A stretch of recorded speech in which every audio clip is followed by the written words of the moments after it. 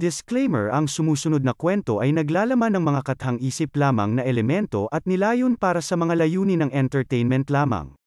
Anumang pagkakahawig sa mga aktwal na tao, buhay o patay, o totoong pangyayari ay nagkataon lamang.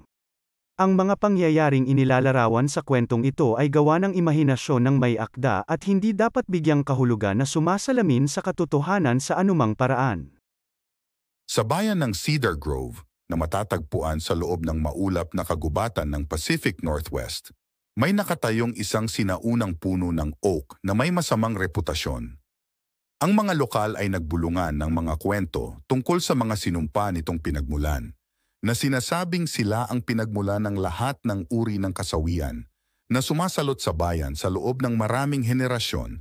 Ayon sa alamat, sa ilalim ng butil at baluktot na puno ng oak ay nakalagay ang ugat ng lahat ng kasamaan mismo, na minarkahan ng bilang ng halimaw, 666.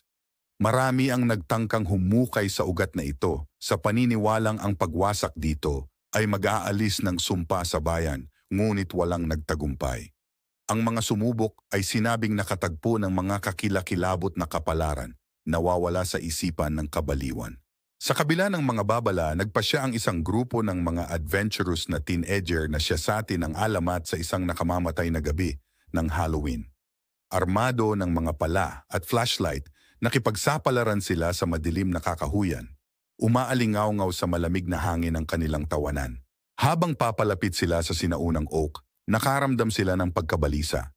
Ang dating pamilyar na landas ay tila lumiko at lumiko, na humahantong sa kanila ng mas malalim sa gitna ng kagubatan. Nakakatakot na sumayaw ang mga anino sa gitna ng mga puno at umalingaw-ngaw ang mga kakaibang bulong sa gabi. Hindi napigilan, nagpatuloy ang mga kabataan, dala ng magkahalong curiosity at katapangan. Galit na naghuhukay sa base ng oak, hindi nagtagal ay natuklasan nila ang isang gusot na mga ugat, makapal at buhol-buhol na parang mga likid ng ahas. Tumibok ang puso sa pananabik. Hinanap nila ang mailap na ugat na may markang maldita na numero. Sa wakas, nakita ito ng isa sa kanila. Isang makapal, itim na hilig, nakapulupot sa iba na parang yakap ng ahas. Nakaukit sa ibabaw nito ang 3 baluktot na anim na kumikinang ng mahina sa madilim na liwanag. Biglang nagsimulang manginig ang lupa at ang hangin ay napuno ng nakakabinging dagundong.